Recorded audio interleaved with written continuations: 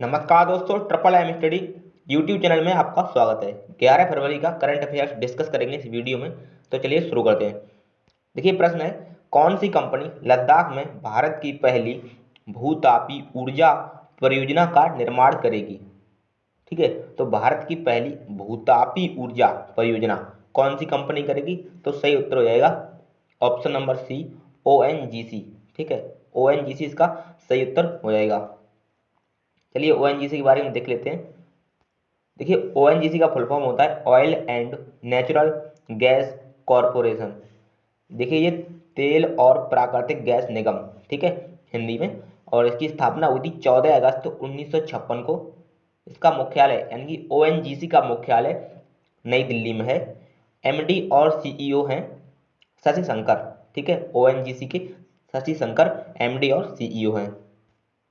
देखिए और महत्वपूर्ण बिंदु देख लेते हैं, जैसे कि IGI एयरपोर्ट नई दिल्ली एशिया में सबसे कम कार्बन उत्सर्जन करने वाला एयरपोर्ट बन गया है।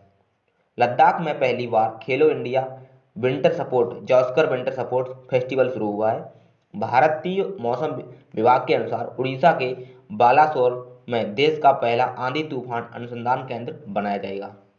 ठीक है, तो ये कुछ इंपॉर्टेंट पॉइंट रहे हैं इस प्रश्न से जुड़े हुए। जैसे कि भारतीय मौसम विभाग के अनुसार उड़ीसा के बालासोर में देश का पहला आंधी तूफान अनुसंधान केंद्र स्थापित किया जाएगा। चलिए आगे बढ़ते हैं।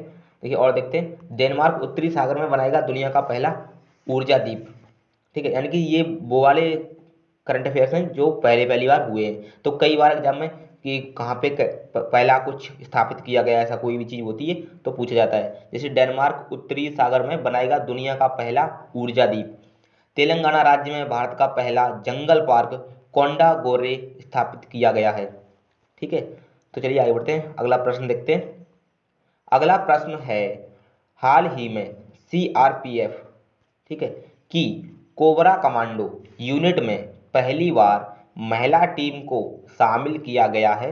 वर्तमान में CRPF के अध्यक्ष कौन है? ठीक है, CRPF के अध्यक्ष पूछे, तो यहाँ पे सही उत्तर हो जाएगा आपका option number D, Anand Prakash Maheshwari. ठीक है, ऑप्शन नंबर डी सही हो जाएगा, आनंद प्रकाश माहेश्वरी। अब चलिए देख लेते हैं। देखिए कोबरा कमांडो यूनिट, ठीक है, तो cobra commando battalion for resolution action को खुफिया आधारित जंगल युद्ध संचालन के लिए वर्ष 2009 में CRPF के तहत स्थापित किया गया। इसका अगर फुल फॉर्म पूछा जाए तो सेंट्रल रिजर्व पुलिस फोर्स। ठीक है, सेंट्रल रिजर्व पुलिस फोर्स। देखिए केंद्रीय रिजर्व बल पुलिस, यानी कि हिंदी में केंद्रीय रिजर्व पुलिस बल, स्थापना हुई थी 27 जुलाई 1939 को। ठीक है, यहाँ पे इसमें एक 4 अधिक आ गया है, ये वाला 4 यहाँ से यहाँ पे यानी डेट नहीं लग रही है ना, ये वाला 4 यहाँ पे कैंसिल कर दीजिए। ठीक है, यानी कि केवल 1939 याद रखिए आप, यहाँ पे एक मिसप्रिंट हो गया है, 1939। और मुख्यालय इसका नई दिल्ली में है। आनंद प्रकाश माहेश्वरी इसके अध्यक्ष हैं और महानिरीक्षक हैं PS रानी फसे। चलिए आगे बढ़ते हैं, अगला प्रश्न देखते हैं। असम लोक सेवा आयोग APSC के नए अध्यक्ष कौन बने हैं? असम लोक सेवा आयोग के अध्यक्ष कौन बने हैं? सही उत्तर हो जाएगा option number D, Rajiv Kumar Bora. ठीक है, राजीव कुमार बोरा असम लोक सेवा आयोग के नए अध्यक्ष बने हैं। देखिए APSC के बारे में देखते हैं, यानी कि असम पब्लिक सर्विस कमीशन। ठीक है, इसका फुल फॉर्म होता है असम पब्लिक सर्विस कमीशन। स्थापना हुई थी 1 अप्रैल 1937। मुख्यालय असम में ही है और अध्यक्ष हैं राजीव कुमार बोरा। ठीक है, कुछ अन्य महत्वपूर्ण तथ्य देख लेते हैं, जैसे कि steel authority of India limited SAIL की स्थापना, है ना, steel authority of India limited SAIL की पहली महिला अध्यक्ष सोमा मंडल हैं।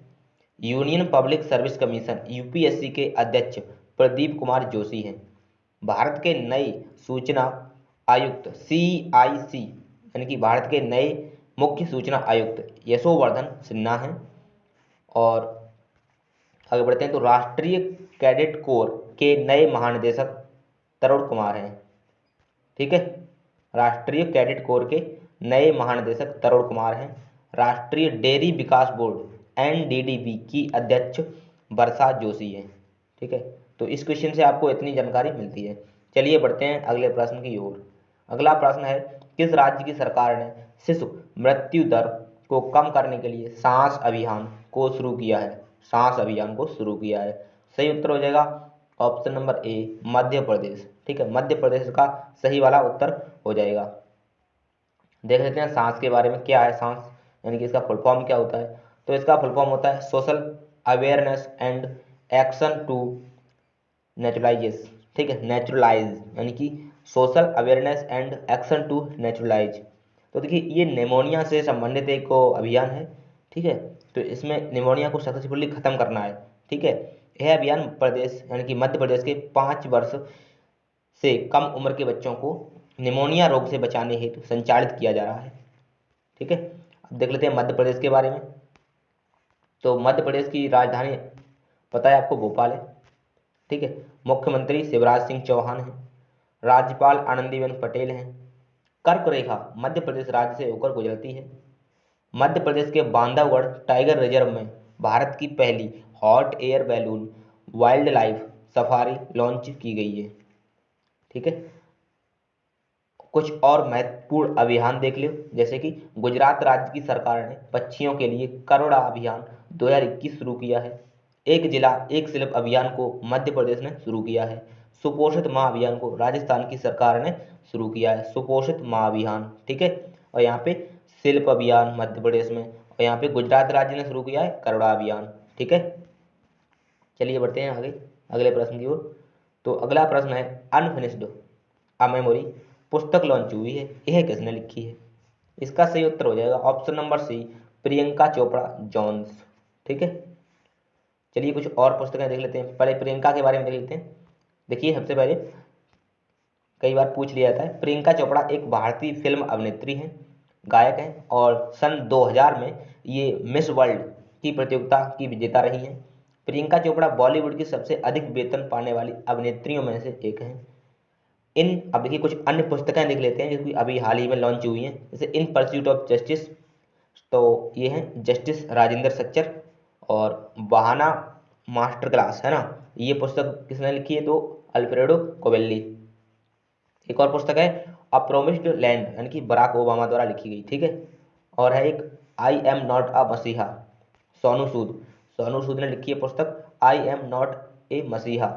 और थिंक लाइक ए मॉन्क, यानी कि जय सेट्टी द्वारा लिखी है थिंक लाइक अ मॉन्क। ठीक है, चलिए आगे बढ़ते हैं। अगला प्रश्न है, किस देश ने भारत के साथ सुरक्षित पेयजल के लिए सहतूत बांध को विकसित करने के लिए समझौता किया है? ठीक है, सहतूत बांध को विकसित करने के लिए समझौता किया है। सही उत्तर हो जाएगा ऑप्शन नंबर ए, यानी कि अफगानिस्तान।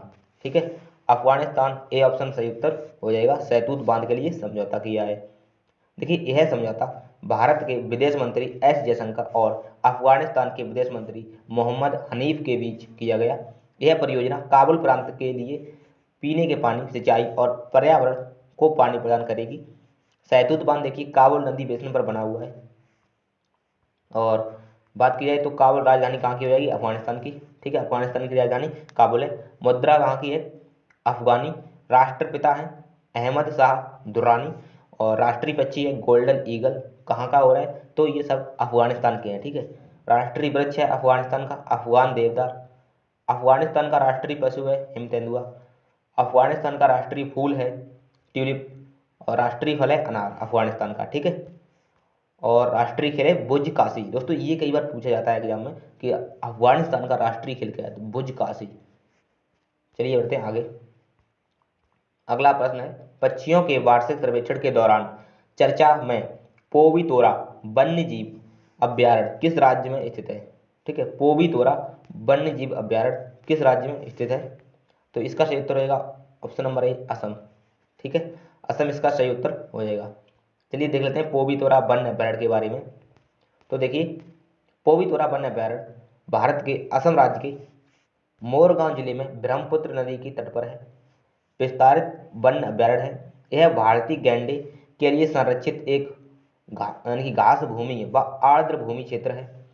इसे सन 1987 में स्थापित करा गया और थाईस अभ्यारण्य को मिनी मतलब किया गया था ना, इस अभ्यारण्य को मिनी काजीरंगा के रूप में जाना जाता है, यानी कि पोबितोरा वन्य अभ्यारण्य को काजीरंगा यानी कि मिनी काजीरंगा के नाम से भी जाना जाता है। तो काजीरंगा के बारे में कुछ देख लेते हैं इंपॉर्टेंट पॉइंट। ये काजीरंगा भारत के असम राज्य के गोलाघाट और नगांव जिले में स्थित है, एक राष्ट्रीय पार्क है ये। यह एक विश्व विरासत स्थल है। इस पार्क में दुनिया के 2/3 सींग वाले गैंडों की संख्या है। इसकी स्थापना 1908 में की गई थी काजीरंगा नेशनल पार्क की। ठीक है, चलिए बढ़ते हैं अगले प्रश्न की ओर। इससे पहले कि देखिए काजीरंगा नेशनल पार्क को 1985 में यूनेस्को वर्ल्ड हेरिटेज साइट में भी शामिल किया जा चुका है। 1985 में यूनेस्को वर्ल्ड हेरिटेज साइट में शामिल किया जा चुका है। अगला प्रश्न है, रक्षा मंत्रालय और किसने सॉफ्टवेयर की defined radio technical SDR tech की खरीद के लिए एक अनुबंध पर हस्ताक्षर किए हैं? तो यहाँ पे सही उत्तर रहेगा बेल। ठीक है, भारत इलेक्ट्रॉनिक्स लिमिटेड। देखिए यह एक 4 channel multi mode multi band और 19 rack mountable ship borne software defined radio system है। ठीक है, और इसका उद्देश्य नेटवर्क सेंट्रिक ऑपरेशन के लिए जहाज से जहाज, जहाज से तट और जहाज से हवा में आवाज़ और डेटा संचार सुनिश्चित करना है। ठीक है, इसकी स्थापना हुई थी 1954 में और मुख्यालय है बेंगलुरु में। अध्यक्ष और एमडी हैं एम बी गौतम। चलिए अगला प्रश्न देखते हैं। अगला प्रश्न है, निम्नलिखित में से किस राज्य में राष्ट्रपति रामनाथ कोविंद ने जनरल थिम्मैया मेमोरियल संग्रहालय का उद्घाटन किया है? ठीक है, जनरल थिम्मैया मेमोरियल संग्रहालय का उद्घाटन किया है। सही उत्तर हो जाएगा यहाँ पे ऑप्शन नंबर यानी कि कर्नाटक। ठीक है, बी ऑप्शन सही उत्तर हो जाएगा। चलिए बढ़ते हैं अगले प्रश्न की ओर। अगला प्रश्न है, हाल ही में अख्तर अली का निधन हो गया, वह किस खेल से सम्मानित थे? तो अख्तर अली सम्मानित थे किससे खिलाड़ी, यानी कि यहाँ पे टेनिस से।